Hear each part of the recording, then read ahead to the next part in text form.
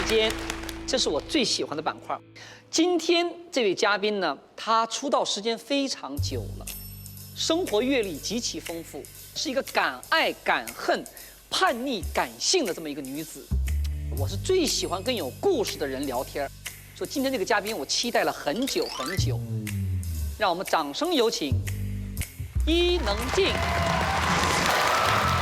伊能静，知名艺人，16岁出道，80年代知名偶像歌手，创作有多首脍炙人口的代表作，主演电影作品《好男好女》《国道封闭》，2度提名台湾金马奖最佳女主角奖，出演电视剧《人间四月天》中的陆小曼一角，让人印象深刻。作为作家，他著有《生死遗言》《爱的练习本》等多部畅销著作。此外，他还是作词人、导演、真人秀评委，是行业公认的才情与美貌并重的艺人。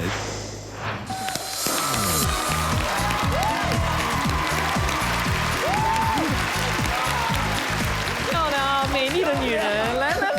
欣姐终于见面了，终于见面了。对啊，我们俩应该算是什么呢？在中国真人秀节目里头，评委当中应该是惺惺相惜的。对，我们其实很早期的时候，在东方卫视的时候，我们就有机会碰过面了。对，曾经有人问我说的，金姐，除了你以外，中国做真人秀评委，你觉得哪个女评委是最棒的？我说到目前为止能进入我的法眼的，就这位伊能静。谢谢金姐，谢谢。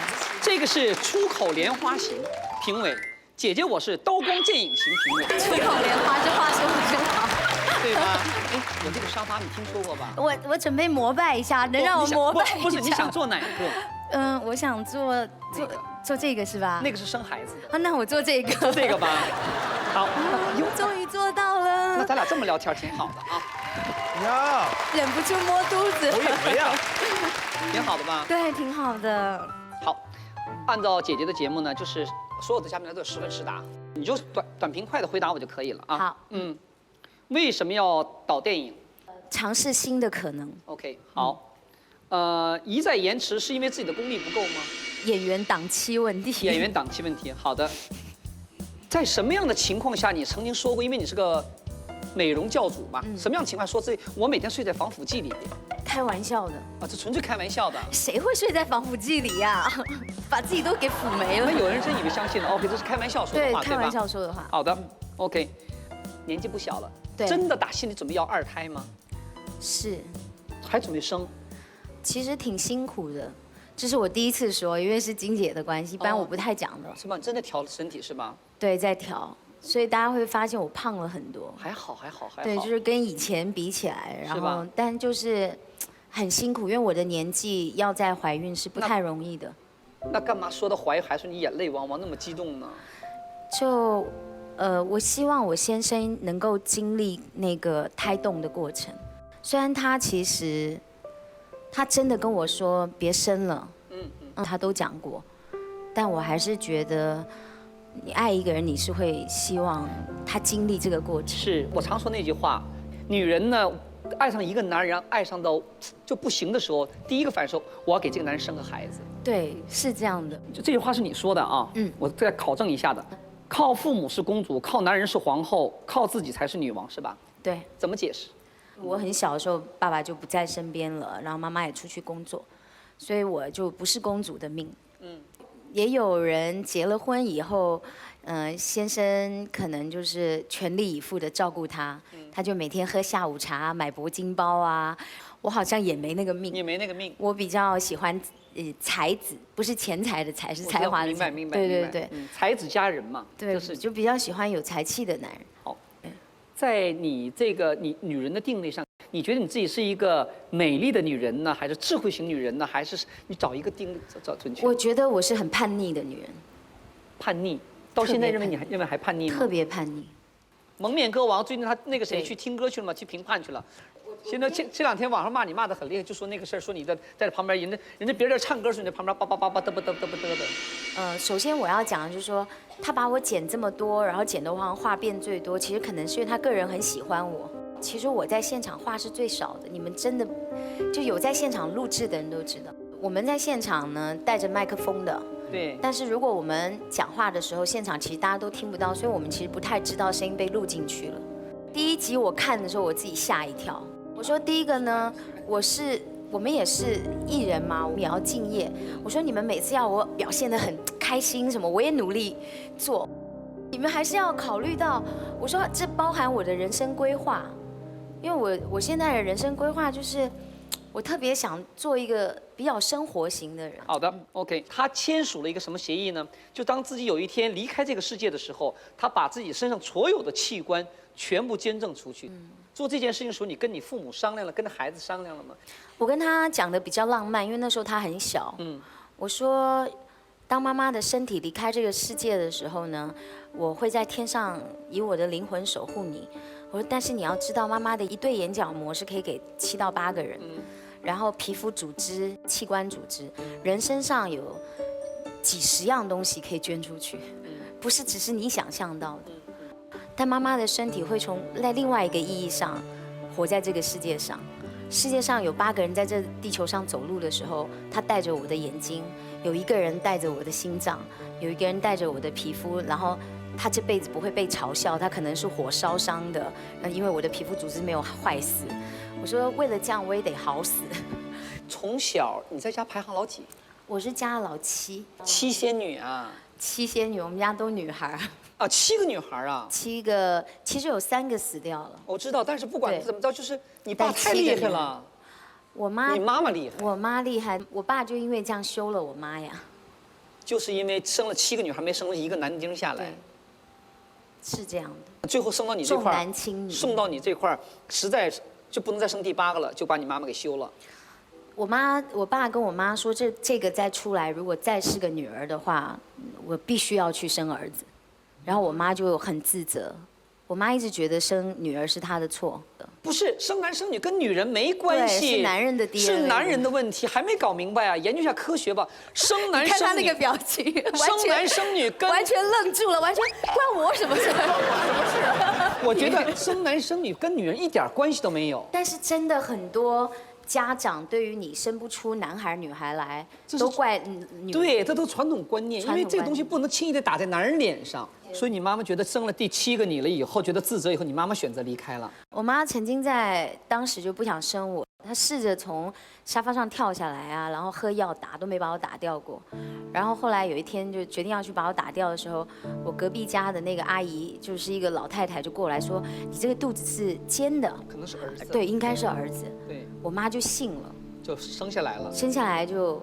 我爸掉头就走，你用儿子的个性欺骗了你妈的肚子。对，我现在也是儿子的歌，大家别看我穿他的个性还像个儿子的样子。对，哎，你长得像你爸，像你妈妈？像妈妈，还是像妈妈？女孩应该像爸爸多一点。我爸爸是山东人嘛，他1.84米，然后长得完全是韩国人的样子，就是小眼睛那种，带内双，然后长形，很招女人的，很招女人。而且他的乐器，萨克斯风、打鼓、钢琴都来，风流倜傥，把你妈妈给迷住了。对，而且我妈妈很伟大，是我爸离开，我爸出去外面生了儿子以后，我妈妈曾经在当时拿着30万，她去跟我说，她去敲那个女的的门，然后跟她说，你可不可以把儿子卖给，就给我，我给你30万。她为了我生不出来，但我一定把这个儿子帮你抚养大。对，她觉得是她的错。好传统。对，好传统。然后我妈说那个女的就特别骄傲的抱着那个孩子。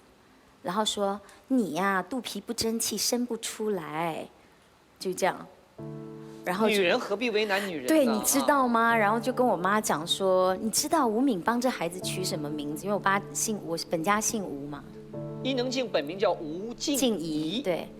然后我妈就没讲话，然后那女的说，单名一个悔字叫无悔，就不后悔在外面有这个孩子。然后我妈就崩溃了，你就好好说嘛，说不行，这是我的骨肉，我要自己亲自养，不就完事儿了吗？干嘛说的那么尖酸呢？对我爸在外面再婚有儿子，都是我妈赚钱在养我爸。但是我要讲一句话，就是我们没有恨过我爸爸。你看我现在讲很平淡，是因为我妈妈始终从我小的时候给我的教育就是，没有把男人照顾好是他的错。你爸很优秀，他很自由。哎呦喂，你爸这前辈子修了什么福，娶了这么个好媳妇儿。然后我妈妈也会常常回忆我爸的好，然后我爸嘴很甜。哎呀，都占了，就是不挣钱，是吧？嘴很甜，会弹钢琴，把女人糊弄得一塌糊涂的，但就是不养家。然后你生不了儿子，我到外边去再生，最后给你生了几个弟弟啊？我知道的有3个吧。然后我小时候其实我恨我妈妈多过恨我爸爸，恨妈妈什么呢？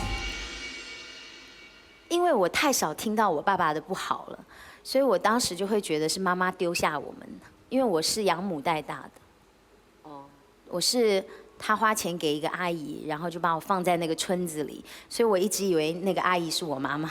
哦，是个养母带大。就我当时叫我的养母钟妈妈，我叫她妈妈，叫我妈妈叫阿姨。养母给你养了多大？你妈妈养到我幼儿园，大概就幼儿园2年级的，就是小学幼儿园的时候。所以说，可以说你童年的时候，整个童年生活其实那个画面很丰富、很说，但也可以说很乱的，挺乱的。挺乱的。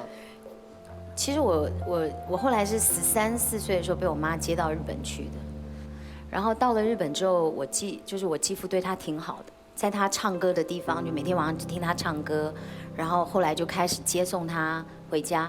她嫁到那个日本的继父叫伊能，对，但是其实后来我就放弃日本籍了。放弃了。放弃的原因是因为我发现我妈妈在日本是格格不入的，她是非常淳朴，有点像客家人的个性。然后她在那个日本富太太的生活里呢，我妈妈不会讲尊敬语，常常被他们嘲笑。嘲笑，对对对。她就一直想回来，常常晚上看到她在哭。很孤独，但她为了孩子想在那儿坚持坚持。我在日本其实我也没办法跟日本人相处。你在日本生活了几年？我在日本大概6年，国中到高中。就我认为日本的那种文化也不是我要的，他们非常有礼貌，可是人跟人之间真的很冷漠，很冷很冷的。对，真的很有礼貌，就是真的就是包括我刚回台湾的时候，因为太有礼貌，也被人说我很假。继父也是很好的一个人，是吧？我继父对我很好，因为他也是离婚再娶，所以他没有女儿。然后他对于父亲节会收到卡片这件事情，他觉得很不可思议。但是他能够感觉我妈妈心没有跟他那么靠近，就我妈就是一心一意想回台湾，想跟自己家里人在一起。所以后来我就用打工的方式，第一我想存钱，让我妈回台湾。第二就是我不太想回家了。妈妈带了几个姐妹去？就带你一个过去的吗？没有。妈妈带了我而已。我2姐跟大姐因为年纪比较大，就当时跟我爸爸去香港就开始工作。我们家里环境很不好，就没有富裕的钱，而且我爸不知道为什么欠了那么多的钱。后来当我接手我们家的这个家债的时候，是当时台币差不多快要1000多万台币，就当时的1000多万，房子就3、400万能买的时候。那个时候你多大？14岁。所以我的第一份工作是洗盘子，我洗了大概1年多的盘子，所以我的手很丑，大家可以看一下，就是特别粗。所以现在有时候有些人会留话说，你的脸再年轻也挡不住你的手是老的，就是那种我就会觉得说，你们真的不知道每个人的生命发生了什么。我用这双手养了我的家，送了我爸爸走。有一件事情我想证实一下。他不说吗？妈妈怀他的时候肚子是尖的，就冲着这个尖肚子，可能生下来的是个儿子，给他生下来，要不就给他打掉了。但这个女人呢，也承载着就这个所谓尖肚子这个儿子命运的责任。听说是你把你的生父给送走，就最后一眼是你在旁边的。这怎么回事？这个是？比较了解我的人知道，我父亲是车祸过世的，然后车祸的前1个小时，我还在跟他讲话。因为我妈妈不肯让我唱歌，所以我爸爸帮我签了这个就是合约。我那时候16岁，然后远远的我打电话给他，我说你可不可以帮我签？妈妈不肯签，要当明星哦。我爸说，我说对啊，我就说我们家小孩有这个基因嘛，对不对？因为我爸是玩乐队的，我爸就来了，就给你签了。然后他是大概在那1个月，就为了合约的时候，偶尔会到公司来，然后处理合约什么的。然后1个月以后，他骑着小摩托车走，然后当天晚上，然后我就回家接到电话，然后跟我说一听我的声音就小孩嘛，然后就说有大人吗？我说没有，妈妈在日本，然后就警察就打给我说，那你能过来吗？这样，我是他唯一直系血缘亲属。然后我就第二天大概6点钟，我爸3点多走，我6点才去看他，因为中间他们通知我们6点到太平间去，然后我就一直觉得我爸走的时候没有人在他旁边，就即便他是一个没有照顾我们的父亲，但他仍然是我父亲，血浓于水啊。所以我去的时候，然后那个他旁边还躺了另外一个尸体，太平间里有两个身体，然后我爸很高，那个铁床就有点放不下，所以他的头跟脚都在外面，所以我一进去的时候我就崩溃了，因为他是躺在一个铁的架子上面，对，然后我就把我所有的钱掏出来买那个纸莲花，然后旁边那一家人一直在哭，我就觉得那个画面在我后来人生的10几年当中就是一个按钮，然后到晚上那个按钮就会打开，就那一幕就会出现哭哭啼啼别人的声音，然后那个莲花烧的那一个画面定格了大概将近8年的时间，就是我觉得我包括那时候我谈恋爱，他只要一走，也是骑车嘛，我就是崩溃的。你特不能看一个人离开那个画面。对，就是我觉得人是会突然消失的，在这个世界上。我觉得对一个16岁的小孩来讲，死亡太早，一个生命瞬间就消失掉了。最亲的人，哪怕他没有抚养过你，但他把你带到这个世界上来，他的死亡过程当中，对你现在影响最大的是什么？对死亡的认知是什么？好好活着。这世界没有什么比好好活着更重要，然后永远不要学会恨这个事情。但是因为有从小这么个经历，是不是你觉得在我自己寻找一个男人在我生活当中男人说，你觉得这个男人的责任心是特别重要的吧？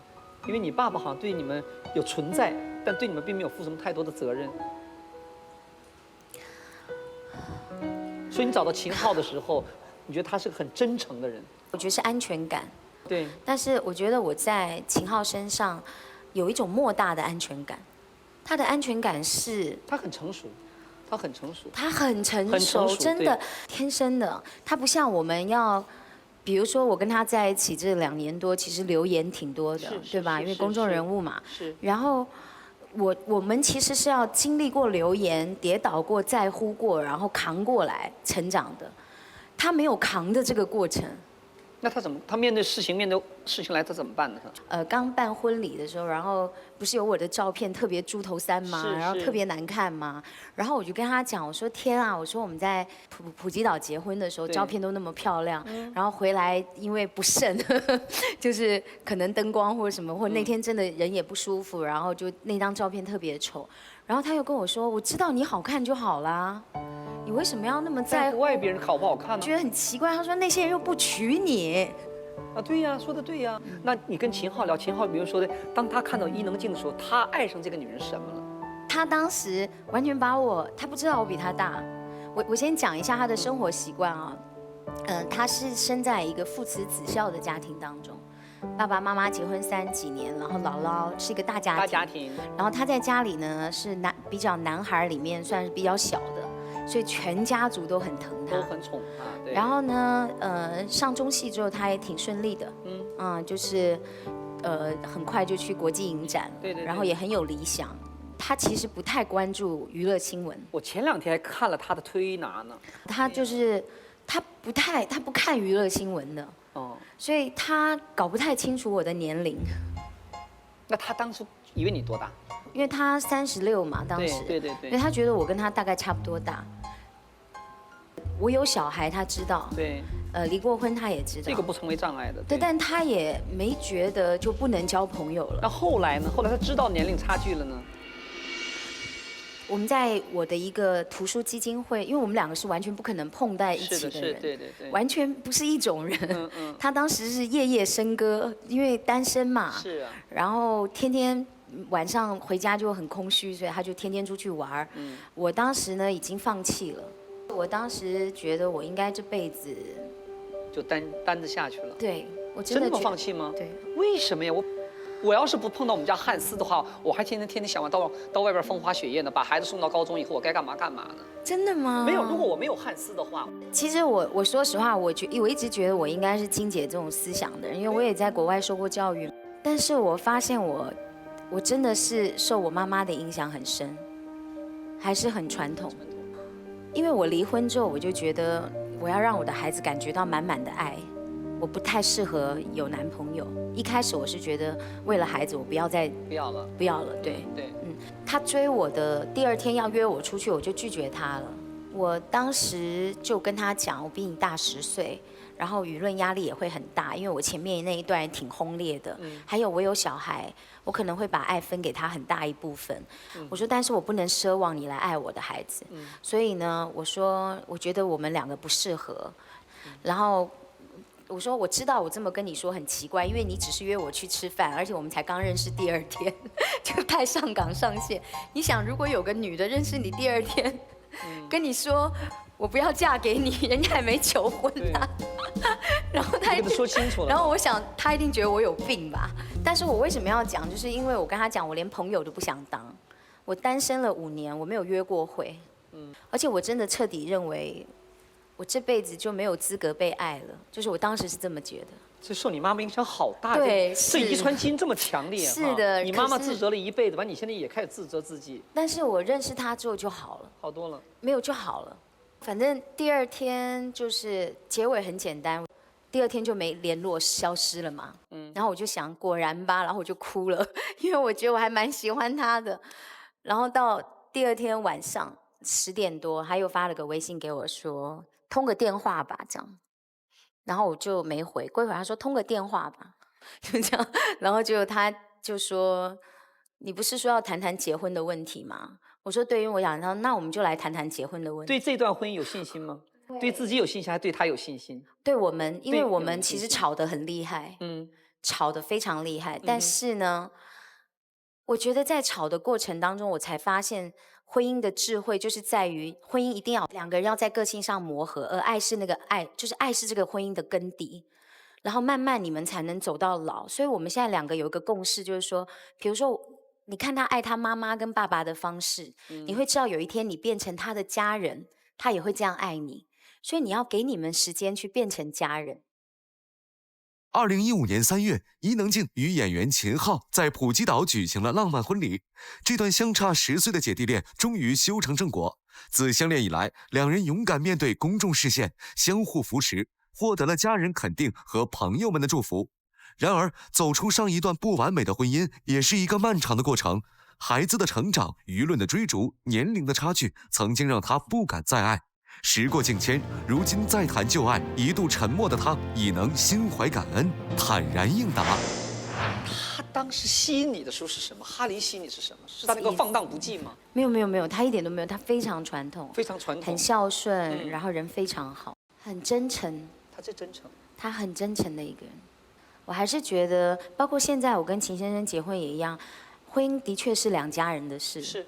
我以前一直觉得婚姻是2个人的事，但是恋爱是2个人的事，婚姻真的是2家人的事。但哈林的这么真诚，那最后婚姻分道扬镳，这个真诚是不在了呢，还是你觉得是缘分尽了？2个人真诚都在，所以缘分不在。我想大家回去搜我们过去这7年，就是没有看过我们有对对方有任何出言不逊。我从来没有否定过。我过去的这一段情感，包括很多人会说，哎，你现在出了歌叫《对先生对小姐》，难道以前是错的吗？你去一家餐厅说这家餐厅好吃，不表示那家餐厅不好吃。对，人不能用这样子来比较。但那时候分手的时候，很多的负面新闻全冲着你来的。在所有声音当中，我的确沉默了将近4、5年吧，就是都没有去说，我都说都交给男方来发言。你觉得你这个是22年的感情经历和多少年婚姻在一起？和哈林8年的。8年在一起，你认为他是个失败吗？不应该吧？我觉得不是，我真的觉得是，人如果有前世的话，我真的觉得那真的是前世。你欠他的。彼此相对彼此。但起码这个爱情美的爱情给你带来小王子了呀。而且我也觉得，还好是他，就还好是这个人，因为他很善良。然后我也觉得我们是彼此一直在维护彼此，所以我不太懂，就是每次外面的记者也对他们就希望我们吵起来，对对，天天都希望我们两个吵起来。我不知道为什么外面的人这么希望两个走了20几年有孩子的人希望他们吵起来。最后分开就决定分手是你提出来还是你俩怎么？我提的，你提的为什么？这个我一直不理解为什么。因为如果这么大的阵痛，就是两个人都摔成这样子了，然后还要再勉强下去的话，两个人一辈子都是死，心都是死的。因为我们没有办法解决那些声音的问题，我们解决不了。我们真的没有那个智慧跟能力去解决我们身边所有的声音。小王子是不是跟他住在一起呢？我们其实是类似共同抚养，因为我就是放假啊、周末啊这些。周末在你这边，对，完了平时在他爸就差不多一半一半。一半一半的。对对对。小王子对秦昊什么感觉？他接受了吗？他很早就接受了，很早接受了。而且他是在我还没遇见秦昊单身的时候，他就常常跟我跟他爸讲说：“天哪，你们两个这么黏我。”就是那是孩子的语言。对，然后你们可不可以赶快找男女朋友？将来我也要交女朋友的耶，妈妈。就是他会觉得我心太放在他身上了。对。然后他会说：“妈，那我出国念书的时候怎么办？”就这样，也是那个时候我开始意识到说，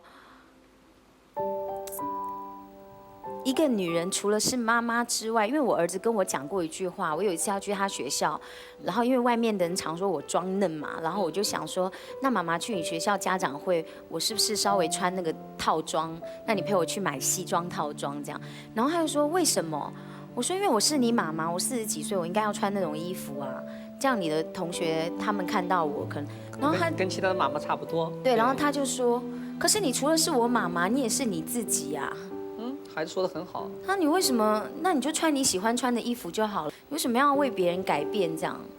今天聊了以后，我就觉得，如果今天通过金星时间，你们感觉到，在一个孩子成长过程当中，父亲和母亲的形象是多么的重要。所以我觉得家庭是支撑所有的一个根基。面对家庭的时候，理解有不同的方式，交流也有不同的方式，给对方时间，也给自己时间。对，所以说我觉得。掌声送给美丽的女人。谢谢大家。谢谢丁姐，谢谢你，谢谢。来，掌声送给你，再一次来，辛苦了，辛苦了。好，谢谢丁。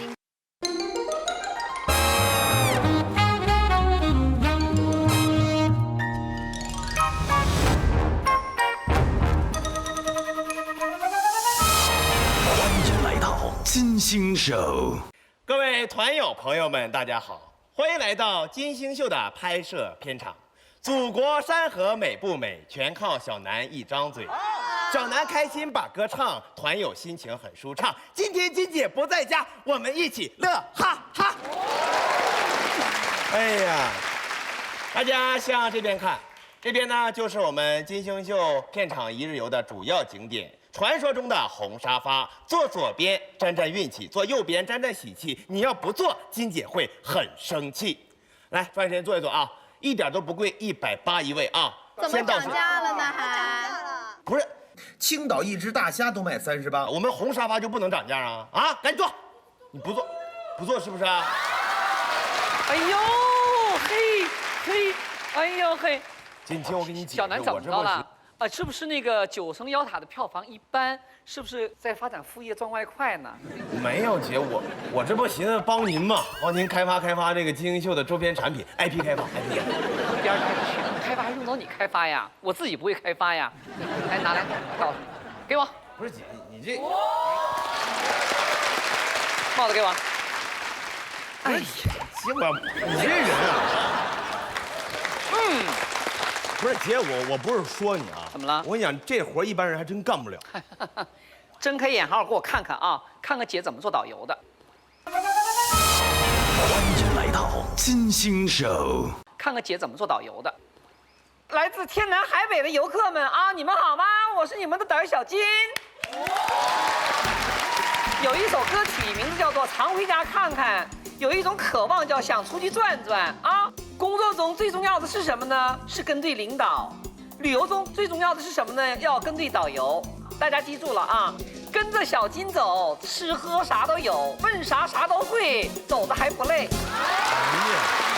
来，快来坐一下这个沙发啊，1800块钱一位啊。怎么样？像不像？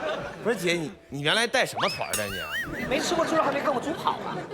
哎呦，怎么还有点讽刺的意思？好了，咱们言归正传吧，谢谢大家，欢迎来到超能金星秀。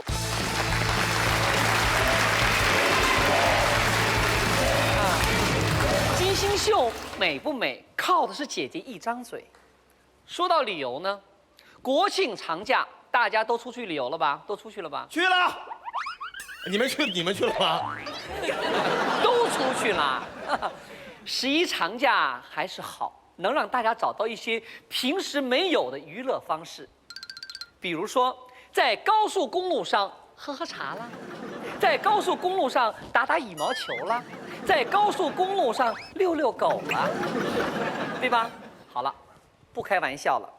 长假期间，姐姐我一般是不选择国内旅游的，为什么呀？其实很多聪明的网友都总结过了，长假旅游是什么特点呢？听好了，去城市交通崩溃，去景区人声鼎沸，去爬山双腿太累，去海边被迫消费，去哪里都是受罪，不如回家呼呼大睡，对吧？所以呢，今晚这期金星秀，咱们不如放个马后炮，专门说说旅游那些事儿。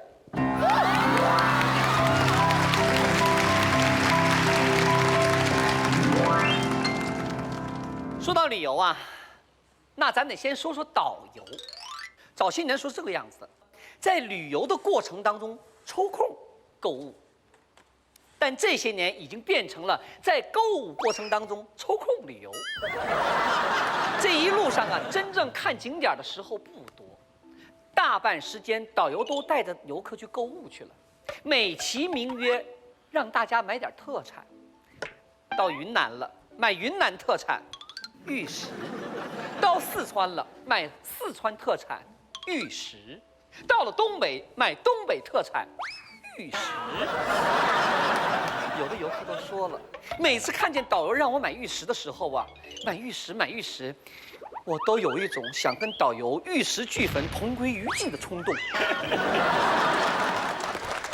但各位听好了，咱们说的只是导游队伍当中一小部分的害群之马啊。不是姐，那我要是偏偏不买呢？那这帮一小部分害群之马能把我怎么的？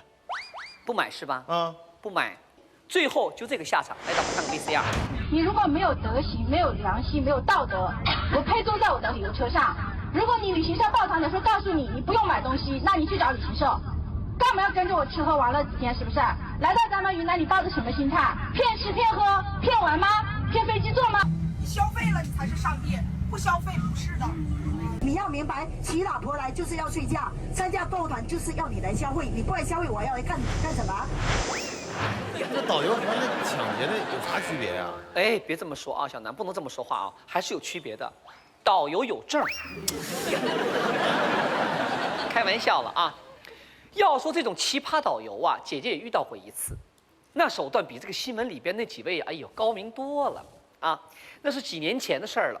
我去外地演出，演完出呢，就专门去了当地的一个 A 级景区。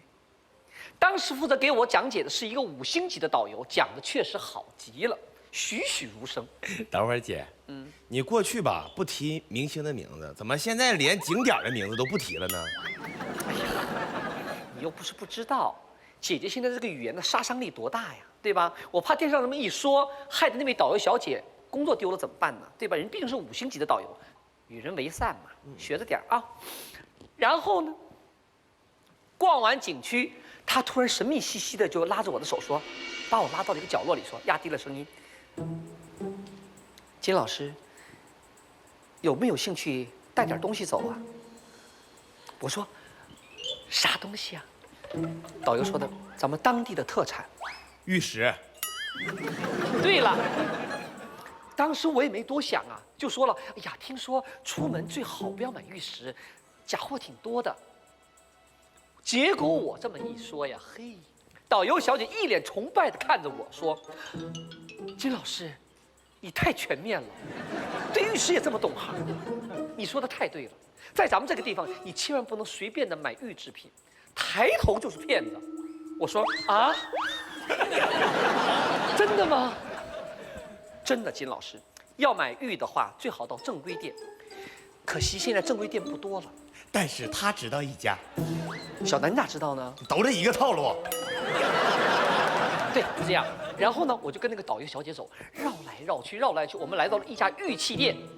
我一看这家玉器店啊，绝对真品。为啥呀？因为门上写了4个字啊，绝对真品。我进店里以后吧，导游小姐还故意在我旁边跟我很神秘的说：“金老师记住了啊，等会儿进了店以后吧，直接跟我走，旁边怎么跟你吆喝，别搭理他们啊，千万别回答。外面柜台那些东西全是假的，全是劣质的。如果你要一问价，他们就会缠住你的，到时候你就麻烦了啊。您是 VIP 客户，一定要到 VIP 包间。”然后我非常感激地看了一眼导游啊，哎呀，就小心翼翼地跟自己犯了错误一样，就跟他后边走去。仅走几步就来到了一个门口，我一看就是 VIP 包间。为啥呀？因为门口写到 VIP 呀。进了那个 VIP 包间，果然别有洞天，红木鎏金的家具，古色古香的字画啊，装修的特别古典。里面的店员呢，也是一身道骨仙风，就感觉给他一股烟啊，就能升天了啊！一个个彬彬有礼的，做事有条不紊，该端椅子的端椅子，该泡茶的泡茶，笑吟吟的，也不提玉石的事儿。哎呦，过了一会儿，我自己憋不住了，哎，我说那个玉石呢？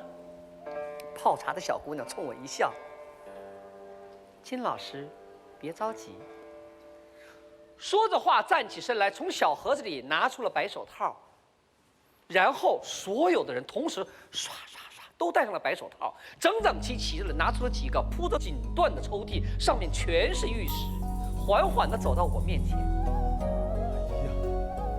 金老师，请过目，绝对真品。然后呢，那个导游还教我怎么鉴别玉石，最绝的一招是什么呢？叫舌尖鉴定法。导游拿这个玉石就开始舔。金老师，真玉发涩，不信你舔舔。哎，我说不用了，不用了。哎呀，我信得过你。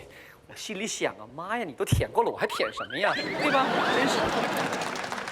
瞧瞧，人家这个坑刨得多专业呀，多美呀！大家都知道，金姐我是个爱美的人，看到这么美丽的坑，我能不跳吗？对吧？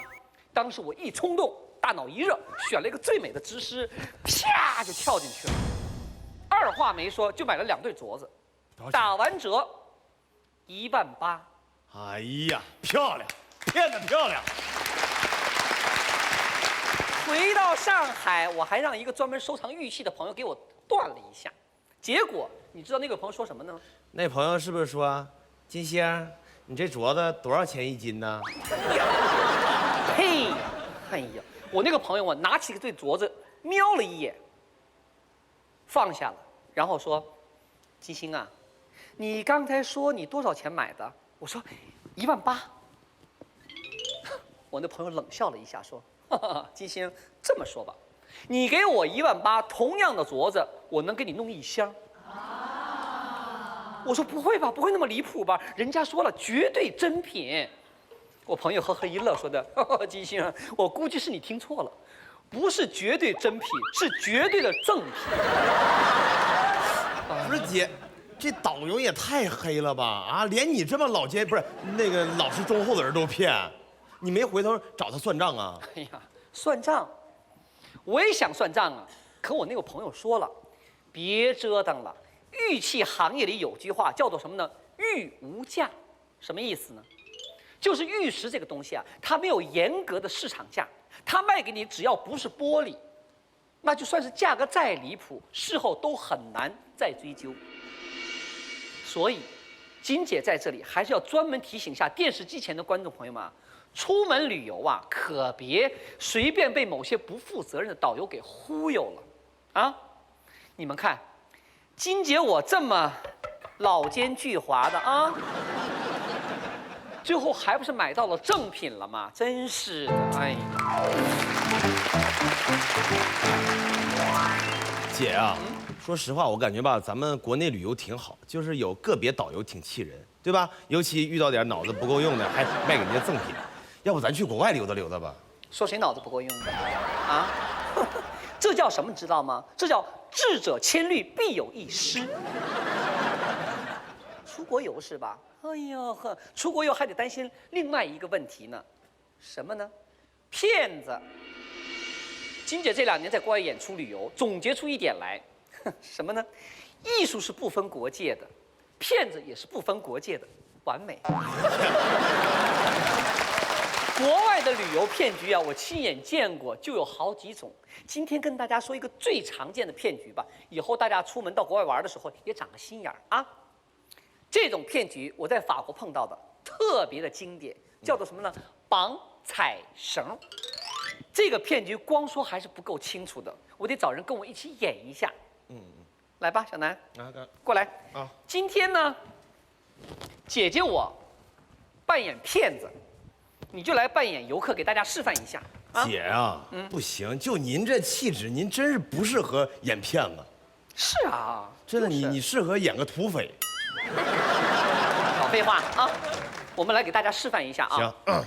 绑彩绳这个项目呢，可以说是欧洲经典的骗局了。你要说你去欧洲旅游没被人绑过彩绳的话，那简直就是白去了啊！怎么说呢？比如说你是一个游客啊。哎，在法国蒙马特周围游玩，法国是不是？对，法国，哎呀，小姑娘们，法国小姑娘真好看。哎呀，你干嘛呢你呀，小南？我叫你扮游客，不要你扮那什么客啊？色迷迷的干什么呀？真是的。都啊，就正常一点呗。看着啊，对，一个中国游客过来了，一副待宰羔羊的样子，然后呢，金姐。扮演这个法国骗子，突然从角落里出来了 ，Hello， 大侠饶命！瞧得上有8岁的老虎像哎呀，一边什么呀？我是骗子，又不是土匪，干嘛呀 ？Sorry， 弄错了。来，再来一遍啊！你再走，你走你的。好。Hello，Chinese。Yes。哦 ，good。等会儿姐，你这跟我练英语咋的？哎呦。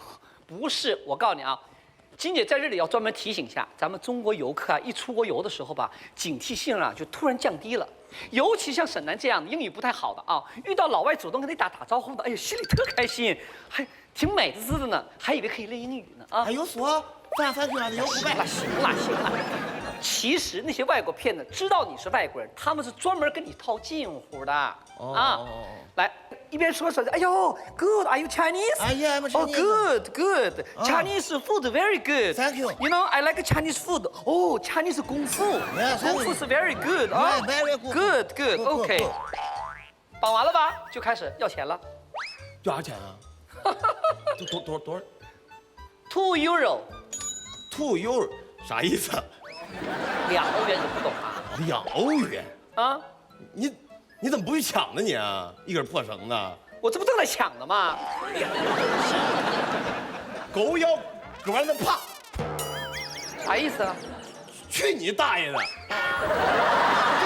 破绳子要2块钱，那咋的呀？懂他跟蜜扯犊子，不要。No， 这是来自法兰西的祝福，我没给你扯犊子啊，我在给你扯绳子。我就扯了怎么地吧？ M 叶良辰，你能奈我何？我叫龙傲天，赔我5刀篮。哎呀，真是了吧？我叶良辰，我从小我就不被骗，我还龙傲天呢，真是的。看见没有？就这样，一旦被套，一般游客都会被讹上几欧元的。不是姐，那这不就是抢吗？太可怕了。小南，你不用怕，这英文水平啊，骗子都嫌你烦了啊！真是的。哎，姐，那我问个事儿，有没有什么方法可以防范这些骗子呢？有啊，你以后出去欧洲旅游的时候，早上出去玩的时候吧，记得10个手指头都摆上10个彩绳哈，就摆好了。人家如果从向走过来 ，hello， 你马上说的啊，对不起，hello， 大哥，已经弄好了。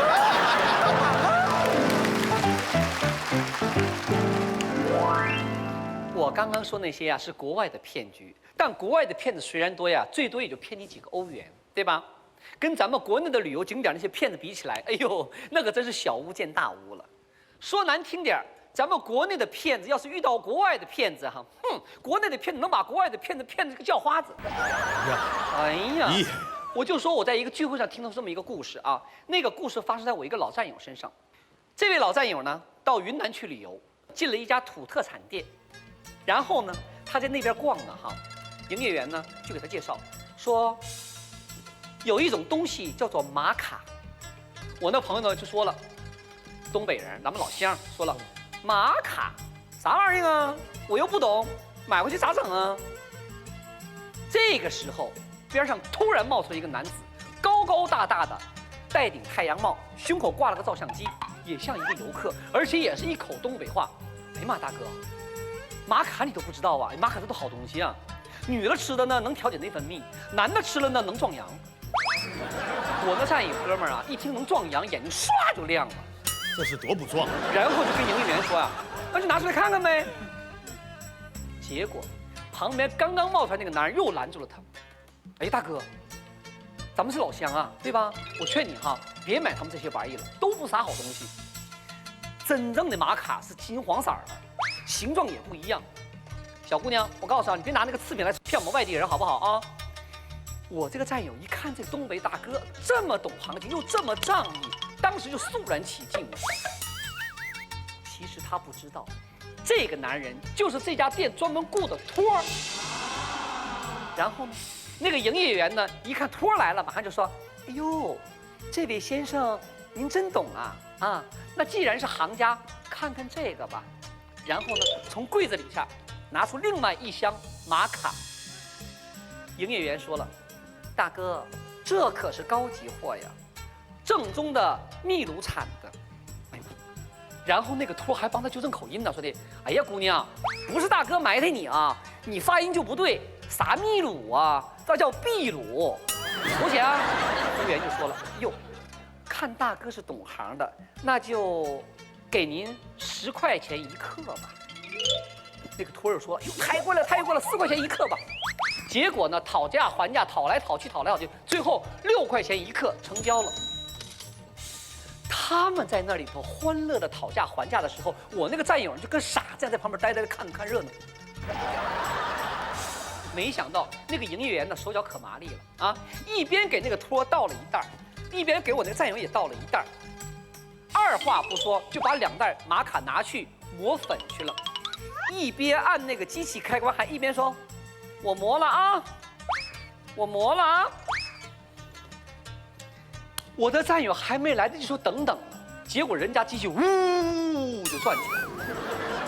我的战友一看呢，好嘛，莫名其妙的就这么算买了。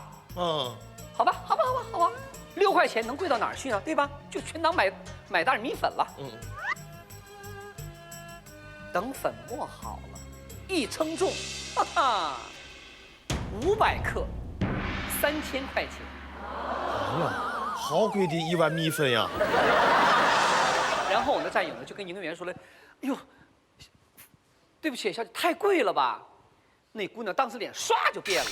哎，不行啊，都给你磨成粉了，你让我卖给谁呀？我的战友还在纠结呢。这个时候，那个托儿又过来解围了。哎呦，大哥，你买不了这么多是不是？那好吧，那分我一点，咱们东北人不差钱，对吧？咱们东北人哪差钱呢，对吧？我的战友哥们一听这话，得嘞，买吧，总不能丢东北人的脸呢。3000块钱，买了。等买完东西以后，出了景区，我的战友啊，左想右想，总觉得有点不对劲儿。回头跟自己团里那个导游一说，那个导游就笑了，说：“您那3000元1斤的玛卡，可能是真从秘鲁运过来的吧？”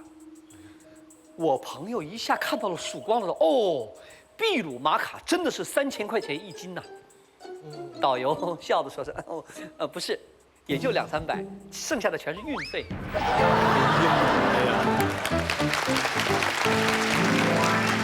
哎呀，国内旅游啊，除了强制消费和购物骗局以外，还有一个让人担心的现象，就是过度开发。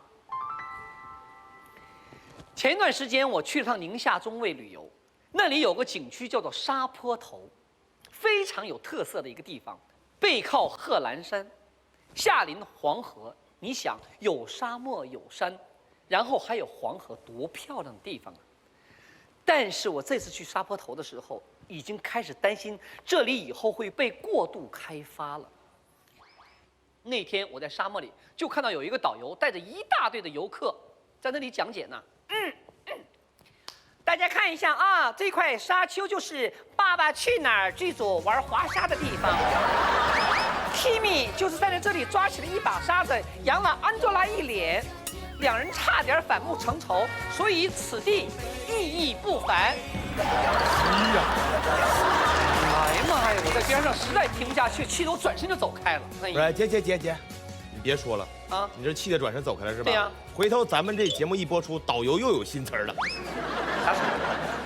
朋友们，请看，这里就是曾经《爸爸去哪儿》的拍摄地，这里就是金姐曾经站立的地方。当时她站立在这里，然后转身愤然而去，所以这下留了一个沙坑在这里，我们把它称之为金沙遗址。边开着去的，真能忽悠啊！其实啊，祖国大地风景优美，但还没有被开发的景点还有很多，真是很多。一方面呢，我们希望他们能够开发出来，让我们的旅游景点不再局限于九寨沟啊、三亚呀、丽江啊。但另一方面呢，我们又却希望他们在开发的时候能够考虑的周全一点、长远一点点，不要过度泛滥。比如说，我前一段时间去过一个地方，叫做甘肃的张掖。那个地方叫做平山湖大峡谷。平山湖不出名，可是平山湖旁边附近有个景点很出名，就是著名的七彩丹霞。尤其是张艺谋导演在那里拍完了《三枪拍案惊奇》以后，丹霞游客却络绎不绝了。那个平山湖和丹霞有什么不同呢？当地人告诉我说，丹霞就像一个女人，平山湖就像一个男人。哎，丹霞这个女人被过度开发了以后，现在就浓妆艳抹的。她看着旁边的平山湖，感觉就像在说：“哎，老公，现在轮到你该去挣钱了。”但是我这次去平山湖大峡谷一去，真把我给吓到了，太漂亮，感觉跟美国那个科罗拉多大峡谷有一拼，那个壮美呀，因为它还没有被开发。在平山湖的时候，我正好碰到了一个开发商。那天吃饭的时候呢，这位年轻的企业家就雄心勃勃地跟我说：“金老师，我对于平山湖开发有个宏伟的计划。”我说：“哦，什么计划？听听。”他说：“我打算请专业的人士给我设计灯光，到了晚上，我要把大峡谷全打亮，必须是装那种五彩灯，一会儿绿，一会儿红。”当时我一听，我头皮都麻了。我说：“赶紧打住！你当时迪斯科舞厅呢，还一会儿红一会儿绿的呢啊！这不是美，你这是人为的制造光污染。再者说了，到这儿来旅游的大部分都是来自城市里的人，谁想跑这里来看灯光啊？我们要看的、要感受的就是宁静的大峡谷的夜晚。您千万别花这个冤枉钱了，千万别过度开发了，一过度开发就不值钱了。你旁边那个七彩丹霞开发的已经过度了，你们平山湖大峡谷就要强调你们没有被过度开发的优势。”这哥们儿呢点了点头，诚恳地握了我的手，说的：“谢谢金姐啊，谢谢金老师。灯我不装了，那你看我在峡谷装个电梯怎么样？”说了导游，也说了骗子，也说了开发商，那最后就说说我们自己，每个人，我们游客自己吧。啊，去那个沙坡头游玩，我看到很多游客呀，其实就聚在那儿玩滑沙。可能他们最后走的时候都没有明白沙坡头这个地方跟我们在表达什么。我从没看见过那样的黄河，原来咆哮的黄河到了这里，安安静静的，没有一点点声响，伴着落日，放眼望去就像一条金黄的丝巾。然后，你骑着骆驼走进沙漠，你会感觉到什么呢？你会感到前所未有的绝望。但是，走着走着，你又迸发出一个新的希望，因为你眼前会毫无征兆地冒出一株树，开着紫色的小碎花，跟一丛燃烧的火苗一样召唤着你。很多的时候，我们游玩的时候总是忘记我们出门的目的。旅游的本意不是爸爸去哪里我们就去哪里，也不是购物 shopping 买特产，更不是一路上玩自拍。旅游真正的魅力是什么？是去发现，去寻找，去感悟。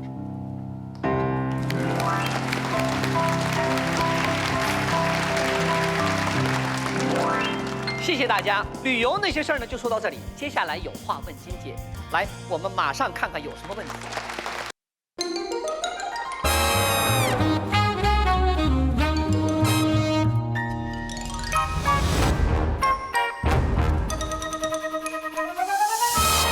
欢迎来到金星手。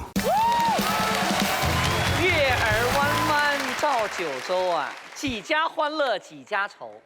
欢迎回到有话问金姐。神州大地每周都发生了让人有喜有忧的故事。来，我们看一下今天的第一个问题是什么？金姐，最近港囧上映7天破10亿，咦？那这徐峥一点都不囧了哈，一下就破10亿了。评论呢大量分2极分化，但我只觉得徐导对新片的宣传也太过了。什么金星秀啊、极限挑战呐、好声音呐、真心英雄啊，4个节目他都上，您觉得这是不是过度营销呢？什么叫过度营销啊？你怎么不说人家徐峥多勤奋呢？对吧？一个大光头，还要顶着烈日，一个电影院一个电影院的跑，一个节目一个节目的上，对吧？为了宣传劳心劳力的，这才是什么呢？健康的营销策略。总比网上那些找一堆水军炒作强多了吧？要说过度营销啊，那金姐也顺便替自己过度营销一下吧。各位电视机前的观众，大家好，不知道大家有没有注意到，今年国庆档电影大战的前几名，男主角都是金姐这个红沙发上的红男人。哎呀，真的。什么徐峥的港囧啊，沈腾的《夏洛特的烦恼》啊，还有赵又廷的《9层妖塔》，9层妖塔特别好看。知道了，因为这个9层妖塔是跟你的明年的工资是挂钩的，对吧？哎，姐，你发没发现？咱这红沙发又多了一项功能。什么功能？谁坐谁10亿。那当然了，你以为呢？电影想突破10亿。这是一块风水宝地。金姐前2天被一段广告雷的外焦里嫩，什么广告这么厉害啊？10几个大小明星来回重复那一句话，跟抽筋儿一样。上网一查，就这么1分钟的广告，竟然拍卖到3000万。不知金姐对这种天价恶搞的广告怎么看？哎，我还真不知道这广告能拍得像抽筋儿似的哈。让咱们先看一下视频吧。上游戏二手车，上游戏二手车，优信二手车，开好车。上优信二手车，上优信二手车，开好车。上优信二手车，上优信二手车。买辆放心的。啊，我的妈呀！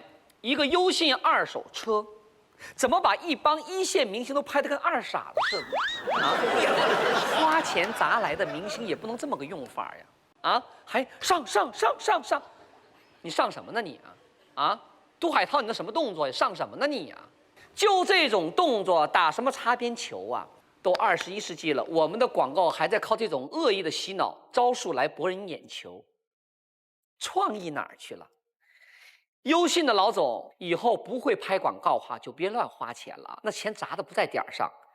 拿到这儿来咨询一下金姐啊，用不了3000万，我肯定给你拍出个更好的。等会儿姐啊，你误解了，不是说拍这广告花了3000万，是放这广告的黄金时段1分钟，他们花了3000万。